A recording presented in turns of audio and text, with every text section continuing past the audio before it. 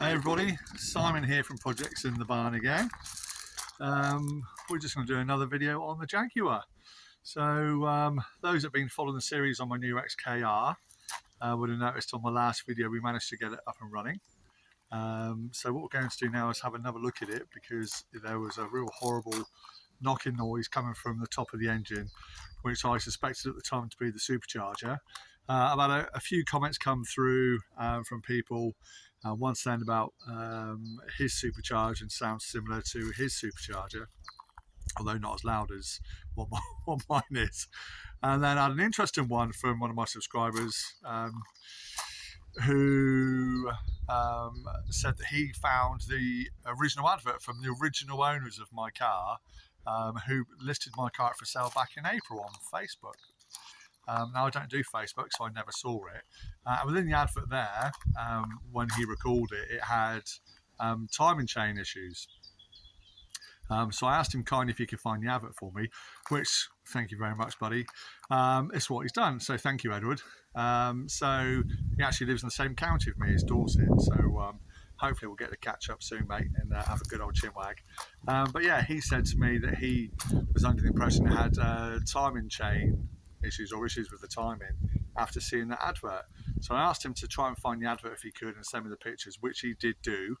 And yeah, it's definitely my car, and the advert was in there, and what it actually says from memory, that it suffers from a timing issue, which I think probably accounts for the misfire. And from what I can work out from the name of the person that had it for sale, it appears it's the daughter of the gentleman that owned the car that sold it. So I still none the wiser as to why it was laid up for 10 years. I really don't know, and I don't have their number to ask them.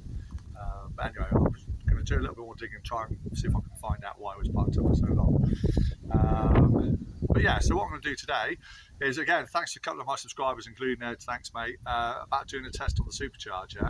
So what we're going to do is to remove the top cover of the supercharger, have a look inside the blades. Also, I'm going to remove the serpentine belt, check the free play and the bearing on the end of the snout, which is the one that people upgrade to a smaller pulley for more horsepower. And I've been told by a few people I can run it without the belt on, just to negate the knocking.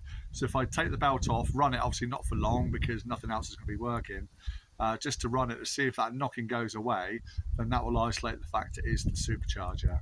So that's what we're going to do. We're going to go and have a look at it and do all those tests. So follow me to the car and we'll get ourselves sorted out. I gave it a little wash over yesterday just with the hose. Yeah, so let's get down to the supercharger and have a look, see what it's all about.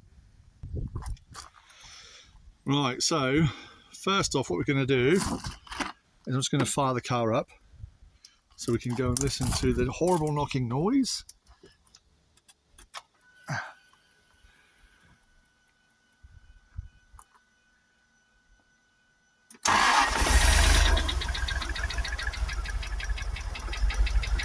It starts up nicely now. Still got the misfire. But I'll take you to the knocking.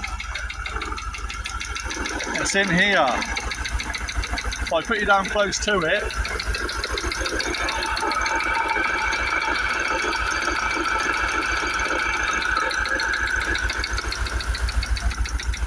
hopefully that's picked it up on camera, just how horrible that knocking is.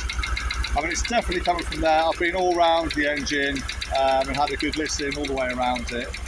And let's get it. Try again.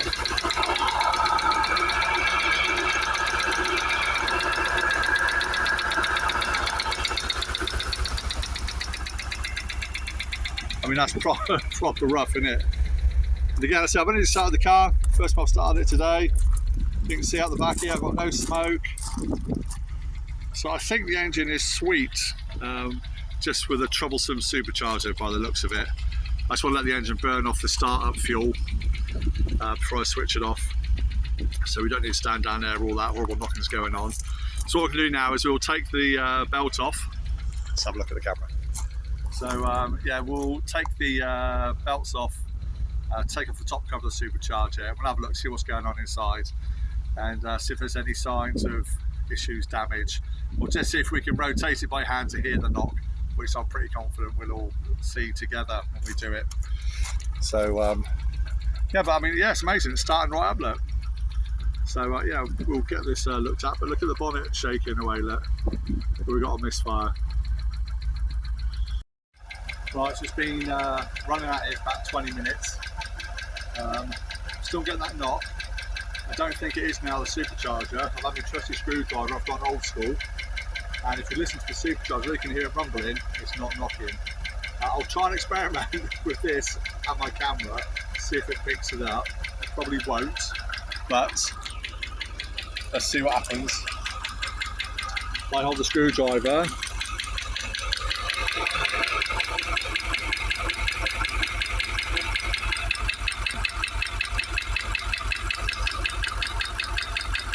Hoping you can hear that.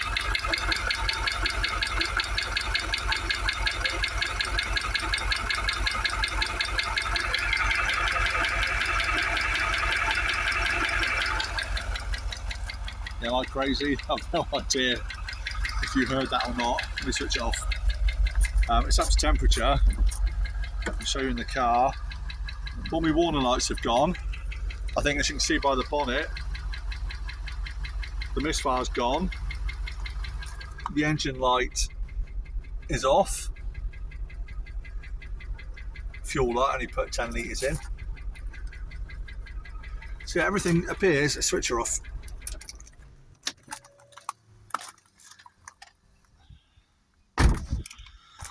Yeah, everything appears okay, but I'm still getting that knock, which I thought it might be just oil pressure up on the lifters or something like that, where it's been stood for so long. But it stayed there. Even if I rev the engine, I'm still getting the same sort of ticking, knocking sound. But it seems to be coming. Originally I thought it was definitely in there because it sounded awful. That seems to have sorted itself out. So I guess the lubricant was a bit dry or not thrown around where it hasn't been started for so long. And I've got a rumbling in there, but nothing that I'd be, too concerned about.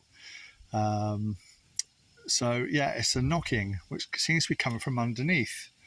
Like I say, I've had my screwdriver in all sorts of places trying to hear it, but I can hear no knocking coming through on my screwdriver. So there's nothing I can get to externally, and I've been down on the covers, on the injectors.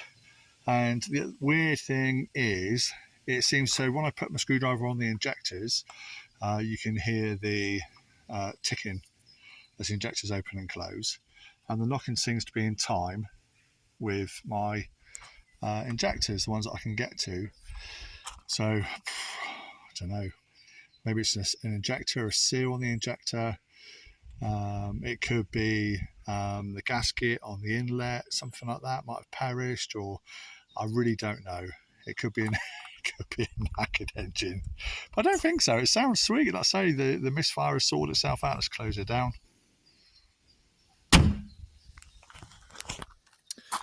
Yeah, the misfire sorted itself out. So it seems to be running nice and smooth. Sounds lovely out the back. Got absolutely no smoke. It's throwing up no more codes, but there's just that sort of ticking, knocking, which is, just a regular sound. So yeah, I don't know. I really don't know. But anyway, like I said, I've ordered a set of spark plugs and coil packs for it. I'm going to swap all of them out. Just to see if there's anything sinister going on in there. You never know, you might have a blown plug. So just see if there's anything going on with that. But I've kind of discounted the supercharger, to be fair. It's definitely not knocking. So it's sort of got quieter as the engine's warmed up. Like I say, it's obviously starting to throw the lubricant around. So I don't think it is that. It's definitely coming from underneath there somewhere. But the trouble is, the sound travels from the front to the back of the engine. To me, it sounds more prevalent on the right-hand side of the engine, where I'm stood now, as opposed to the other side. But it's weird, you put your head at the front of the engine where the timing chain covers are, you can hear it a bit there. You put your head to the back of the engine where it joins the gearbox, you can hear it a bit there. But definitely, to me, sounds like it's coming from underneath the supercharger, but not directly. Let's say you can go on top of the cam covers, which I thought, well, maybe, let's say, if anything's to do with the camshaft or whatever, you'd be able to hear it through the cam covers. Can't hear anything through there. So don't know. So yeah, more investigation required. But anyway, for now, hopefully, I think, fingers crossed, we've ruled out the supercharger. I think that will be okay.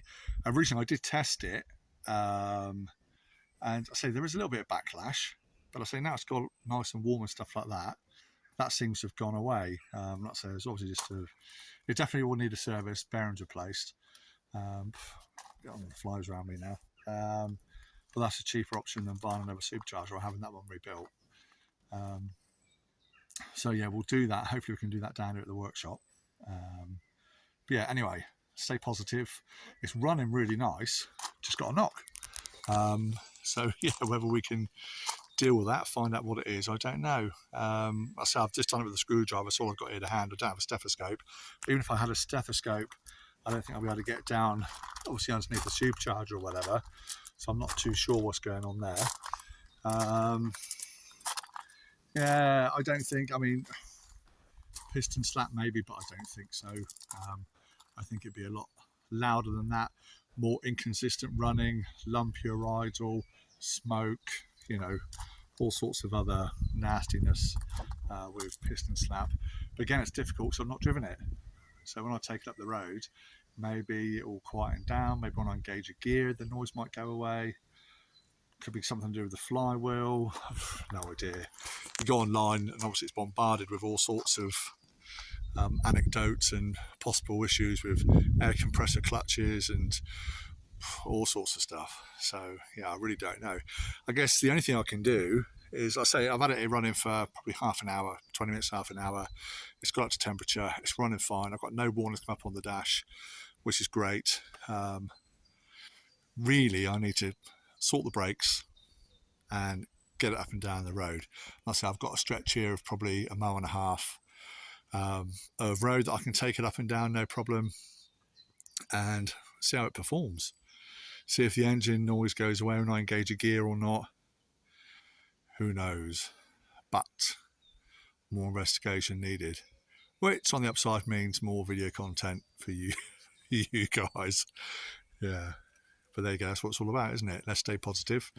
I've got an XKR in my driveway, so that's really important. And again, I'm on no deadline. It's not my daily driver. I've bought it as a project, so it is what it is. So yeah, I'm not moaning about it. I'm enjoying the process of trying to find out what it is, but something like that could be a whole host of things. So until we actually get into it, I'm not really going to know. But first things first, we'll service it, spark plugs, coil packs, run it, see if it makes a difference. I think we'll have the supercharger off anyway, give that a service, new bearings, new oil. Not going to mess around with pulley upgrades and all that at the moment.